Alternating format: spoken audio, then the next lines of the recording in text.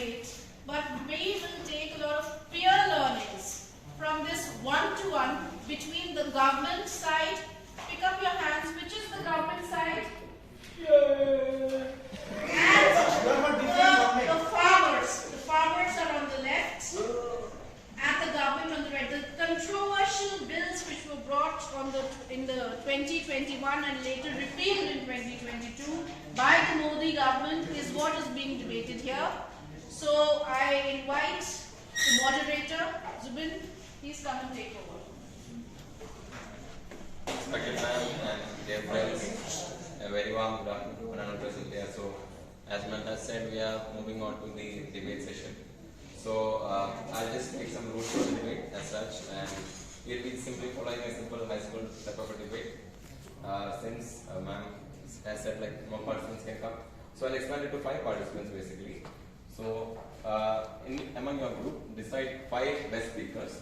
Each speaker will be given 5 minutes each, and the moment like will be like this.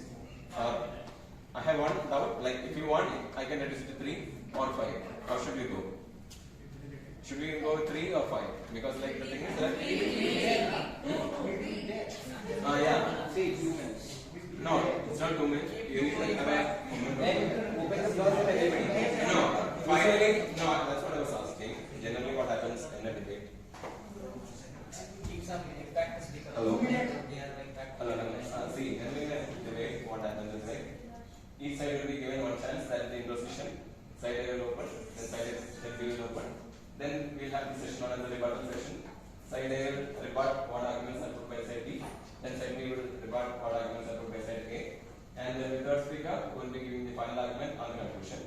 And the floor will be open to the public, and you can it will be given like 2 or 4 maximum participants, and you can answer the 4. So that is the general style that I wish to follow. Or else we can have a second session where 5 participants flat, nothing more than that. So it is like 3 rebuttals, final conclusion, first introduction. So which one do you want? Is it like 3 and open session or 5 for that? 3 and open. 3 and open, that's good, right? So amongst your 3 best speakers. The first is an intro session, intro and main argument. So a speaker will speak since I'll allocate. Okay, initially I will allocate. Is 3 minutes enough or 5 minutes? 3. Okay, so each. Give us the basic crux. What is the debate about? Okay. And look at the camera while you Okay. The debate is basically about the formulas, as ma'am has said. So the government side should identify and tell as to why the formulas are good for the farmers and for the country. And from the farmer side, you should rebut and you should tell as to why it is wrong for the country in general and to the farmers in particular. So as the structure goes, we will be going 3 and open sessions. So just decide 3 good speakers from your side. Thereafter, we will open the sessions. We will go intro, we will go to the rebuttal session, and we will go to the conclusion session. Then there will be like, I'll allow, depending on the maximum 3 question answer sessions, each person from one side, and another side from will be doing the rebuttal. Okay? So I'll be giving 5 minutes from now on.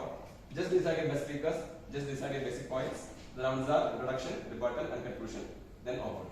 So just decide amongst yourself who should speak on the first 3 sessions. I think the format is clear. Any doubts, please ask. 3 basic speakers from each side. The first is an introduction. Side A will introduce, side B will introduce, and put the main argument. Then side B will rebut, side A will rebut, and finally side A will conclude, side B will conclude.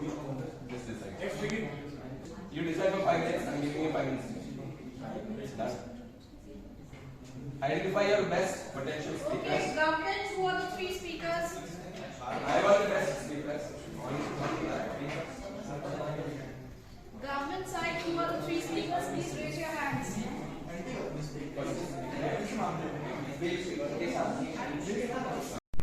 I'm taking from the government side.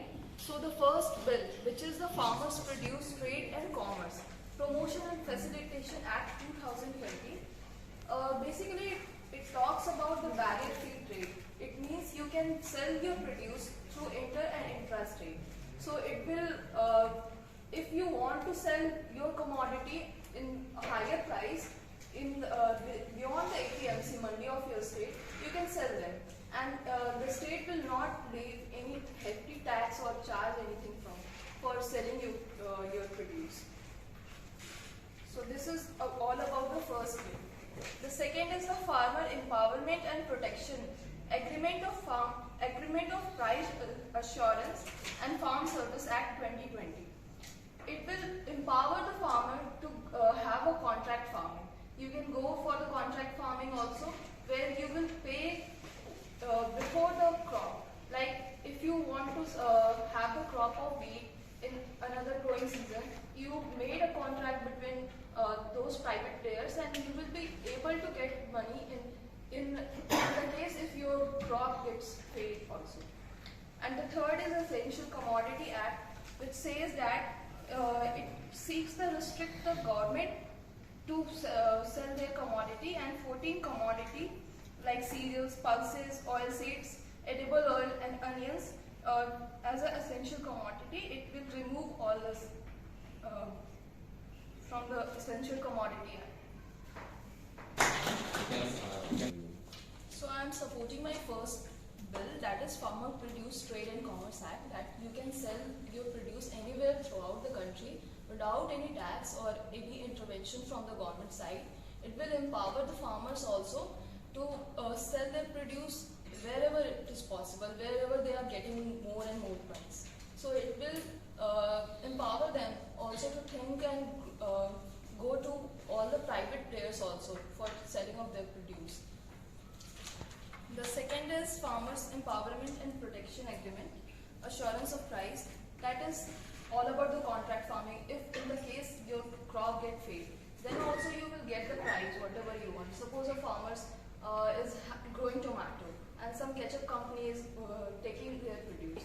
In case tomato gets rotten, what the farmer gets? In APMC, that is he is not able to sell their produce. But according to this act, you will get what is the necessary amount, what is the thing you have to get. It will eventually help farmers to sell the produce anywhere in India, and it will open the market. So now I invite the side from the farmers to introduce the point, to make the main argument and do it. Okay. Speaker. 3 minutes.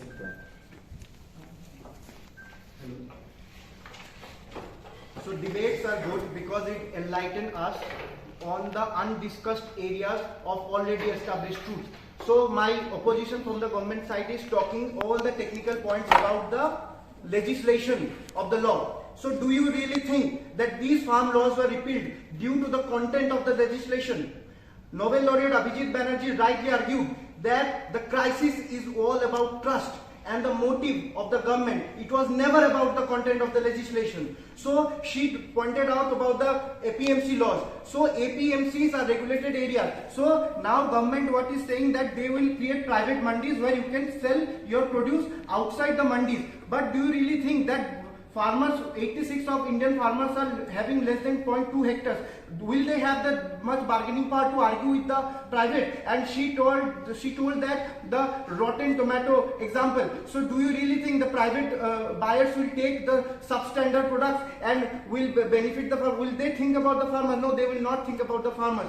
So, and also the main point, the main crux is government is saying that okay, we will not taxing the private mandis. That is up to state government. So they are in a way are like pulling out themselves from all the legislation they are creating. Secondly, they are arguing that the MSP rule. They are saying that we will be giving written that MSP will be there. But is that enough for a guaranteed document? So farmers were arguing to have a law or an act towards MSP pan-India wise. And the third is, now the government has relaxed the prohibitions of being a trader. Now anyone having a PAN card holder can be a trader. So what it will make that if I become the trader, I can hold on to the products as much I can, and there is no Essential Commodities Act to defend me.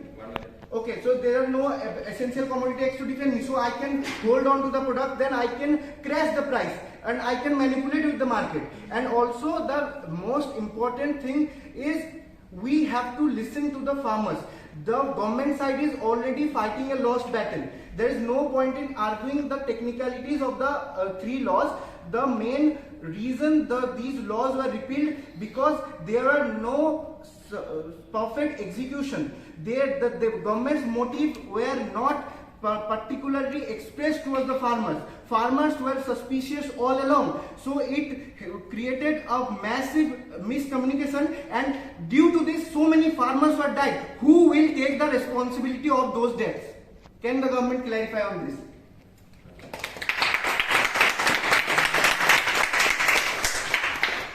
Well, that was a wonderful point made by the president. It was basically about trust issues that you raised.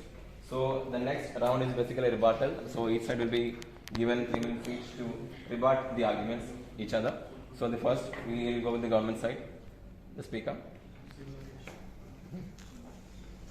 You should rebut the arguments pushed by them. 3 minutes. Sir.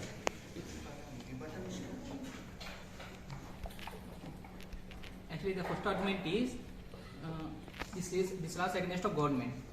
If you see the legal competence of this act, we have 3 lists, namely the state list, union list, and concurrent list.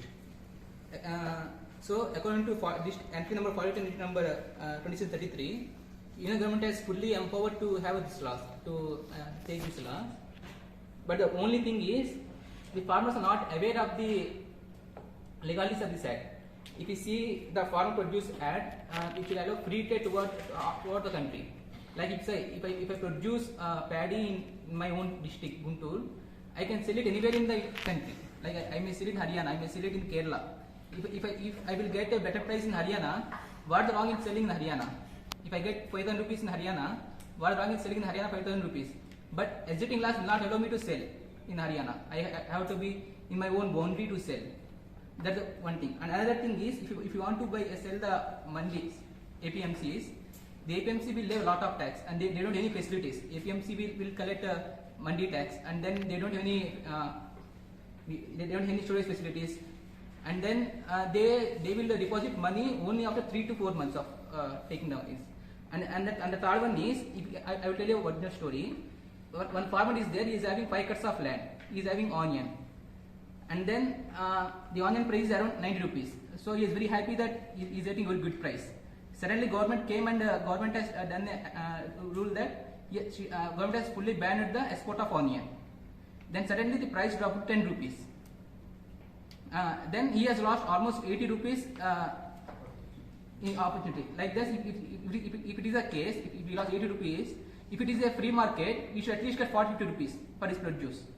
So farmer is actually losing a lot of money because of a lot of government regulations, because of National Committee Act. Because when they put something National Committee Act, they have to lose a lot of money.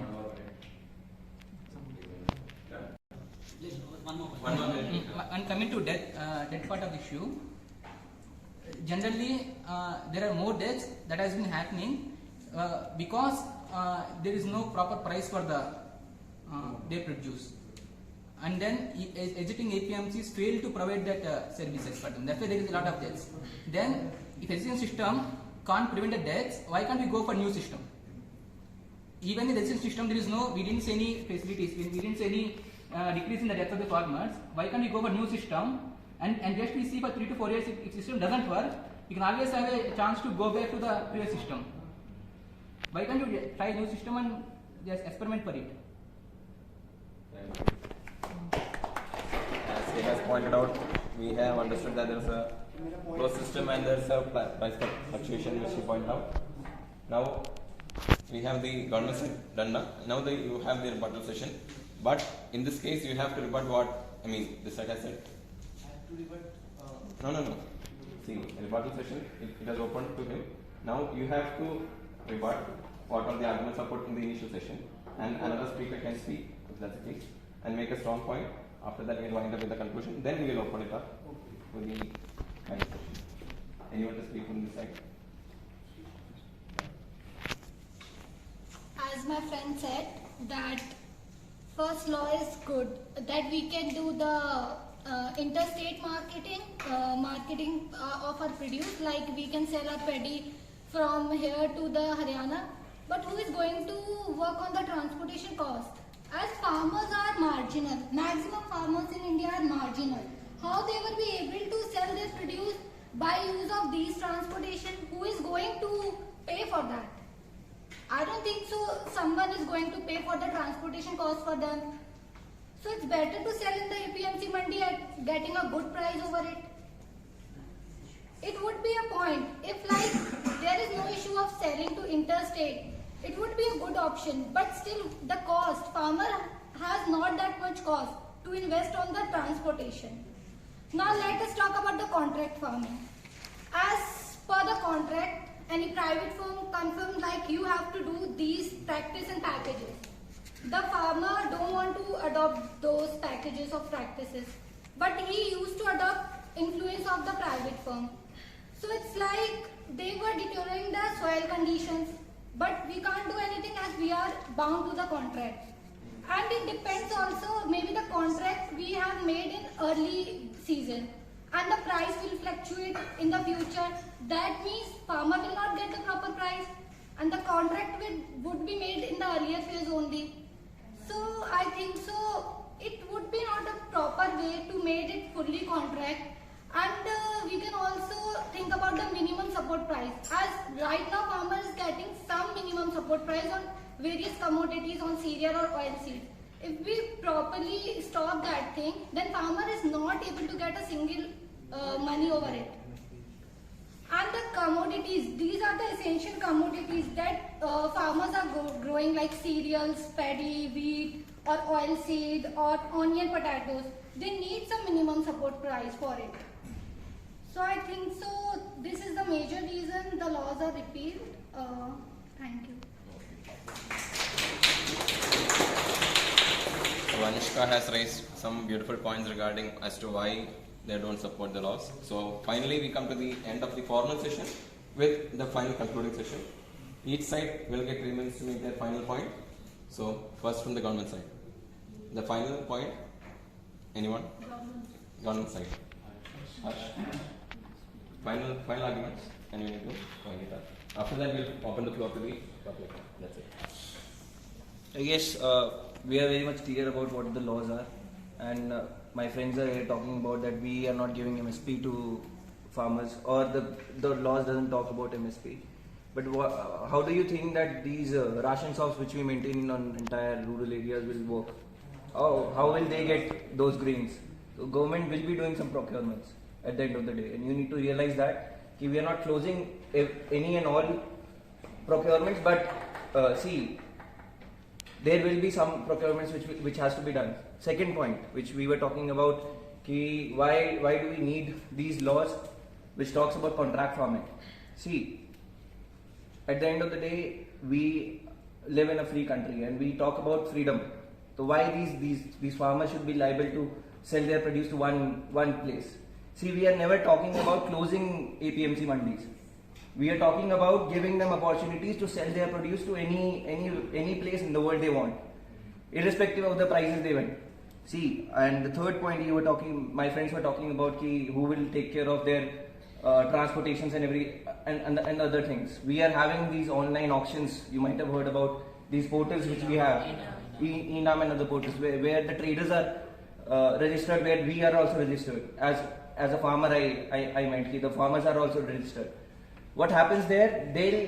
If a trader wants something from Nasik and a farmer is giving their produce from Nasik, he'll take care of all those things. See, I am a manufacturer. I need certain things which are to a level, and I'll procure it, and I'm gonna reap the profits from my value-added products, whatever I'm doing.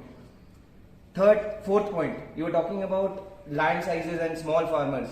See, in rural development, what we are studying, formation of groups. Having small lands causes what? Formation of FPOs. My friend was talking about we won't be able to, individual farmer won't be able to bargain with those private players. See, there is no individualism here. We're talking about formation of groups. And these groups, formation of these groups leads to having those farmers having these bargaining power and things like that. That is where we support. At the end of the day, I am not supporting those laws which was repealed a year ago. But we do need these laws. We do need these laws with some amendments. We do need these laws to protect those farmers. At the end of the day, we are not against you. We are with you. You just need to realize it before you talk about other things. Thanks. Thank you. It was a wonderful point that he made, that the government is always with the farmers. So now I invite the farmer side to do the conclusion and the final arguments. Anyone?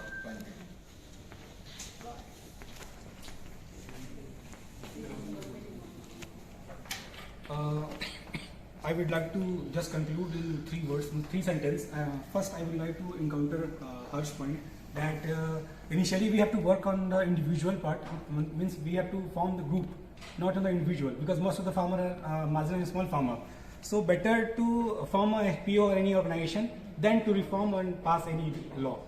So we should have to take some time. Now I will conclude over 3 points that we have to strengthen the MSP. Farmer required MSP. We need MSP, so there is no removal of MSP. And from the government side, what I need that middleman. There are licensed middleman over in APMC. So better to remove removal of middleman and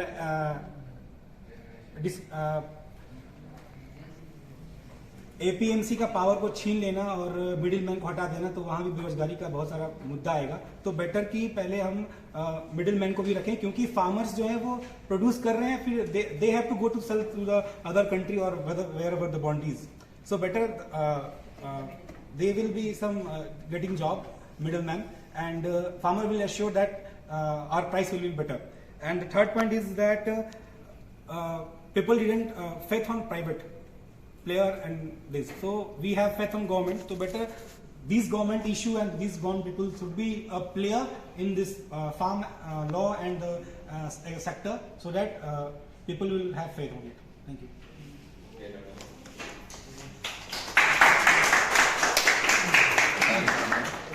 So finally we are going to the open session. So here the plan is, each side we can raise a question, the opposite should defend it or those things. So first from the farmer side we will have a question, the government will answer, and we will go the opposite as such. Any questions on this side? Okay, now I would like to say something in support of Mr. Pandey, as he said about the MSP. And my first question is to government that before implementing this law, don't you think that you should have completed the target of completing the formation of FPOs, that is 10,000 FPO in the and then again another is MSP. I want to ask that what about the MSP for those farmers who are not involved in the contract farming? Because the industry will not reach every farmers or every group of the farmers. What about those? What about the price for their produce? And then Essential Commodity Act. As one of my colleagues said that removal of Essential Commodity Act will reduce the bargaining power of farmer and will crash the price in the market. As any individual with high stock of any produce, he can he can keep it for a longer period, and when there is a high demand in the market, he will introduce that with higher price. So I would like them to answer this question. Next question, the next one. Is that enough? Supporting question. All the questions you take and give No. Answer? Only one person. So then we can. Okay. Next time. See, to your answer, I just want to say, like, government is trying to achieve its target of making 10,000 FPO, but it should be made possible on a rapid scale with PPP model, public-private partnership. Like where I have worked, there are organizations who are doing consultancy and providing support to the government for making this successful. And I have observed this very closely, like organizations like there are institutional buyers like Mother Dairy who are buying products from the farmer, providing them logistic, all the good initial supports in case of input, providing market linkage, crop insurance, whatever the farmer is required. What we have to do, involve private players as a consultant so that they can guide farmers who are not well educated, who don't have the knowledge to read the contracts and formulate what wrong they can be cheated on in future. So these things we need to work on, and it can be only possible if we include the PPP model. That is well good. So, like Shiva Lucas want to add. When coming to MSP, we have to first understand that the market will only work on demand and supply. Suppose if there is no demand for the rice in particular area, and the farmers are producing a lot of paddy, on the belief that they get MSP, and ultimately the government has to spend a lot of money on procuring those paddy, and ultimately it is a loss for the nation only, because government only spends the public money, it doesn't have its own money. And so even if there is no demand, if the government keep on procuring the paddy with MSP, it will ultimately go into waste. So definitely we need MSP, but it doesn't mean that everyone produces only paddy without going to other crops.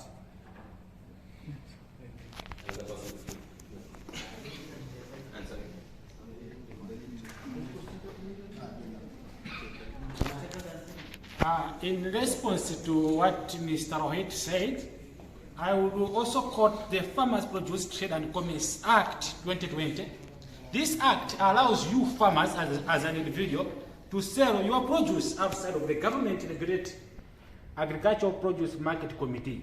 So this will allow you to sell anywhere in this country for free. So this act is giving you that mandate to sell anywhere in this country. See, farmers, I'll talk about the fundamentals of what you have been raising.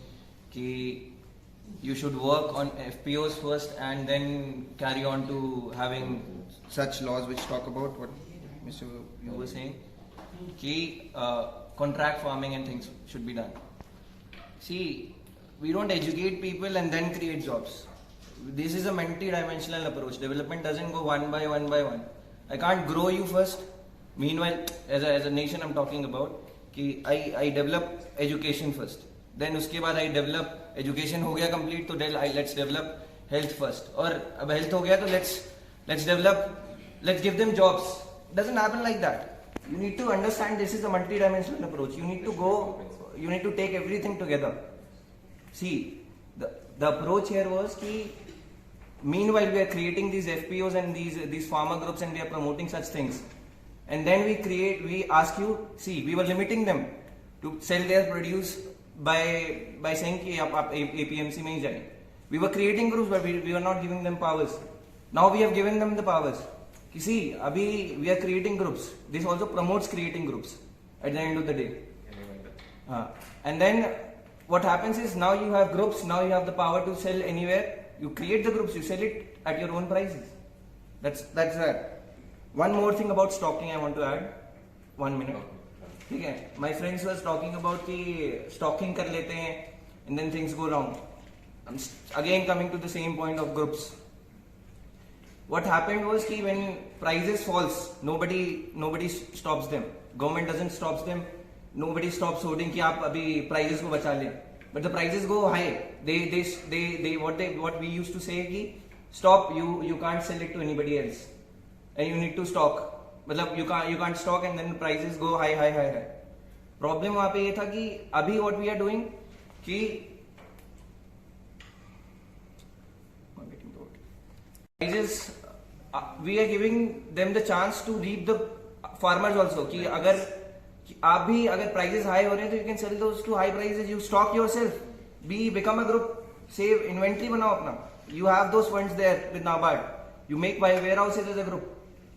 You keep your produce जब तक market का price limit नहीं होता या stable नहीं होता या if the market prices increase, and then sell your produce. Talk about solutions. Excuse me. Now it is. Before you remark, I'll make you can ask a question. Then if necessary. No, I'll give you the answer. Question. No, the answers are done. Decide. Now the next question. No, The last question. You can defend it. I'll give you the time, please. No, the next round. You have to defend. So my question to farmers is like, if you go to the figures, then we see that back in 2011 to 12, the workforce was around 50%, but it has fallen down to 44%, and the GDP is also decreasing if we talk about the agriculture sector. And all the various institutes know that the agriculture sector is not sustainable in such way. Even World Bank said that the PPP model is going to help agriculture sector be a sustainable option. And if you talk about the report released by the Ministry of Stats and Program Implementation, they also said that we all know that 86% of the farmers are small and marginal farmers, so they are actually turning into the wage laborers. So if government is coming up with some policy implementations which are going to with the motivation of doubling the farmer income and such principles, so what are the problems in implementing it? So this is my question. If anybody want to add up? No. Only one question. Are you clear with the question? Yes, ma'am. Don't record. This question also done. ये सरकार भी answer कर सकती है, farmer भी answer कर सकते हैं. मुझे सत्य बताइए. And the audience, मुझे सत्य बताओ क्या है? Ma'am, first of all, the government is living in the fool's paradise. They're ill-informed. Shiva Lokesh said farmers can't go out of the state and sell their produce. No, farmer can, but only the traders cannot surpass the boundaries of the state. Okay, farmers can even before the laws. First. But farmer के पास इतना पैसा है. That's the thing. So farmers could. That's what we added. Okay, listen. Let me talk. Okay, now the APMC. They are saying that private mandis are a new system, so farmers should cope up with it. First of all, if the government is so clear about the private mandis and they are acknowledging the fact that APMCs are becoming corrupt, then why not give a new structure to the APMCs? Why not reforming the APMCs rather than privatizing? Secondly, ma'am, the FPO. I have been to the field, so many of my friends been to the field. NRETP project earlier was 500 million, then again they gave 250 million only to create the FPOs. Till now there is no forward and strong forward and backward linkages are there. This is only on paper. Do you know how many FPOs are under the fine? Like they were charged with fines because the time you scale up from a producer group to a farmer producer company, you entering into the company's law. Okay, now there are provisions. Farmers are not well aware enough to do all the system on their own. They are depending on the government or the NRLM officials. Now how NRLM officials are understaffed. They cannot handhold all the FPOs. So we have to acknowledge the fact that yes, the idea, even if I accept that idea is good, the time of the implementation was wrong. And if the government is so sure about the whole their laws, then why it was passed without any debate? First suspicion was there from our farmers. What is the procedure of the law being passed in the parliament? It was passed through voice vote. Opposition demand for a vision vote. They didn't go with that. Okay. Then, ma'am, I have a very single argument to the. No. This thing has to be politicized. No. Ma'am. The people who never been into the field, people who never been into the field doesn't know how the private and NRLM are working. They are all going after the ma'am. I'm telling the truth. They are all going after the numbers. They are all going after the numbers. The facts are underreported. And so I just want to conclude that the whole system is based upon suspicion. The whole farm laws were not accepted by the farmers because their government was not clear with their motives. Anyone?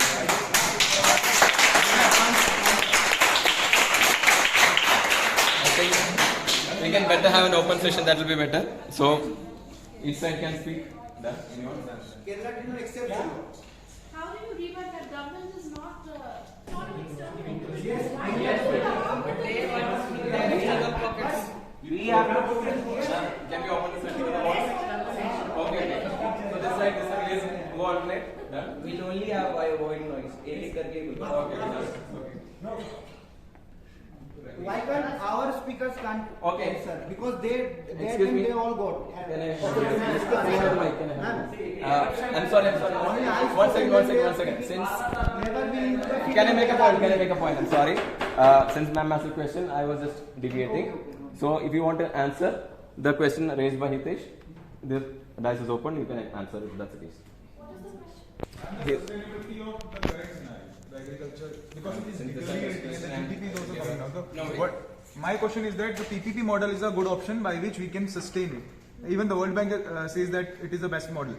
So my question is that is the current thing is sustainable in the agriculture in India, Indian scenario? This is my question. The 3 laws were not sustainable. No. They could bring the reform in the APMC. They could bring the reform in the already existing structure. If their motive was to make it sustainable. No. If a reform has to come, it has to come from a bottom-up approach. It has to come from a bottom-up approach. Please. Okay. It has to come from a bottom-up approach. People who are not defeated. Can you just wind up? Yes. Anyone to answer? Once again. Done? You got the answer to the question? This side satisfied? Anyone wants to answer? Done? Anyone want to answer? You want to speak? No, please listen. Please listen. Okay. For the government, over the years, our complaints have been clear. We're not. Our complaints have been against the middlemen. So if you wanted to make some reforms or to bring about new laws, the first thing that you're supposed to do is to sit with us, all of us, not some of us, a lot of farmers, and then you hear from us our complaints. Because our case was about not getting enough for our produce. Mr. Dash mentioned something about Mother Dairy. Mother Dairy is part of a successful cooperative. It's okay. They are operating from Delhi and they procure from farmers, process, and then sell, and then come back to the farmers. Now we're the same with APMC. We don't have the only reform, the possible reform that we can suggest for APMC is that it remains the way it is. But now the farmers, not the farmers, but the middlemen, their role should be whatever is collected from us as farmers is given to them by APMC. They go sell wherever they go sell, and then they bring back the proceeds. They take their share, and then they give back and then the money comes back to us as the farmers. Yes, one had a question why the private mandis were exempted from the tax. Question? Sorry. That should not have happened. I'll give. See, now the thing is like you can ask a question, this can answer. Please maintain decorum, don't go into personal fight. Yes. This side, the question is clear? Only one question, done? Answers?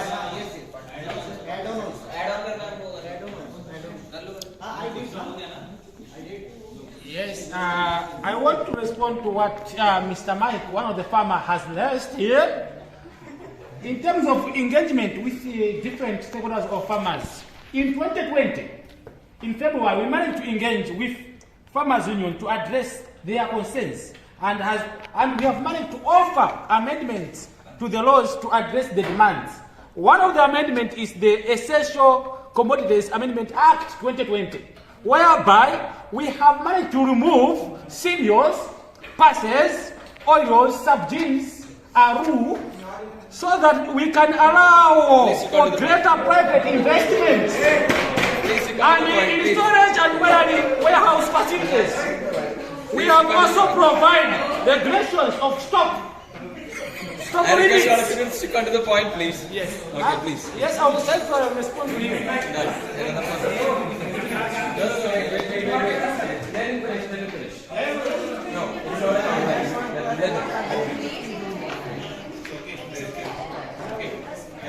Yeah, you can defend it. Please. I want to add my one point. I will give you an example of APMC. The farmers in a village have sold maize to APMC, and they have been pending 1 crore rupees money is pending from last 6 months.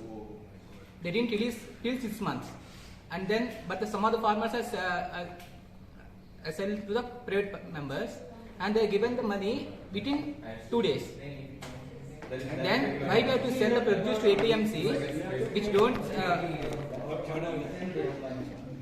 Why you have to sell the produce to APMC when they don't give money on time? Because in agriculture, if you see, No.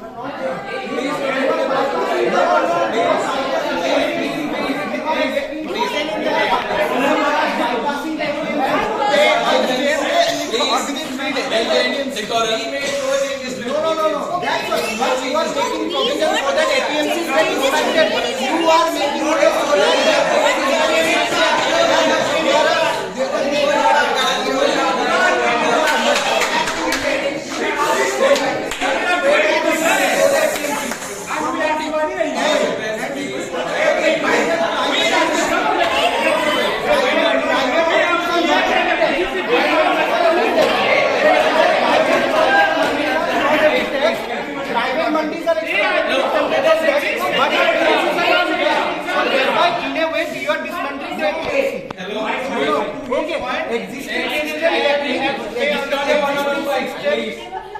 existing system can be reformed. We agree. We agree. No, you are.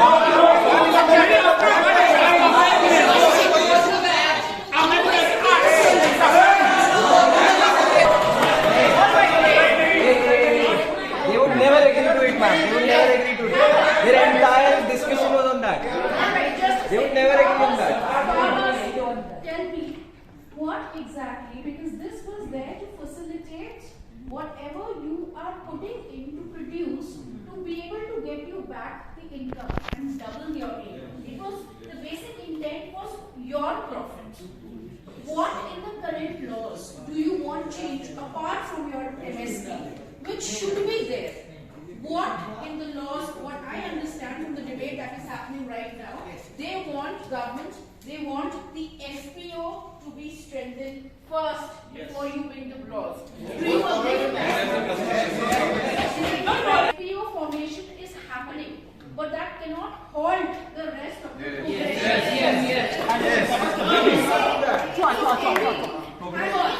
One more point to add. Can we have the laws, the 3 laws, rolled out, maybe state-wise? Should we have certain states like Kerala, where the MSP for even chili is decided for those states who do not, because there were only 3 states or 4 states that came up, that protested. Why the rest of the states did not protest farmers? They were empathized with the protesters. They were not present physically. All they need is assured MSP across India. Second, a private mandi should not be exempted from the tax, and reforms in the current existing APMC system. Okay, please write these 3 things down. We are working, the farmers and the government will work hand in hand a resolution to this policy headlock. So the first thing is FPO movement. Please go ahead and write if you want to. Rub the complete thing. This is entirely economic point of view. If you want to see it like Alright, let me one by one. Farmers, give me what you want in the policy solution. Okay, so private mandi should not be exempted from the tax. Number 1. Number government, do you want anything that they should not be exempted from taxes? Yes. Do you agree to this? We are not we are not against the government. We need them to change it.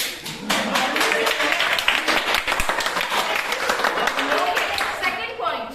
Let us hear debate, agree. second point of the MSP.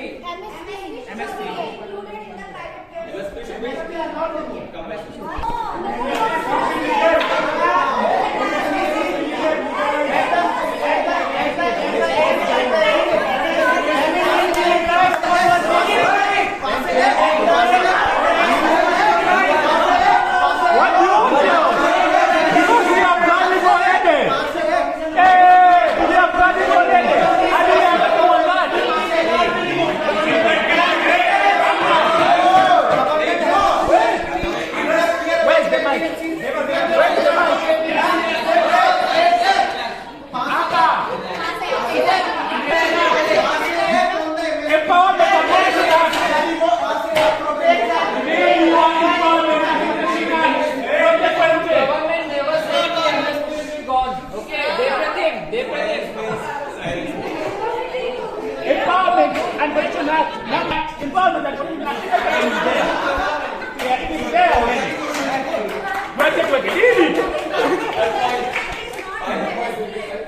Yes, what is the final point? The third point is that we don't want to put agriculture in corporate sector. Why? Because we have to put. We don't want to put our agriculture sector in corporate sector. Why? Because corporate is like they want to earn profits from farmers. They don't want to give profits to the farmers, and we have to.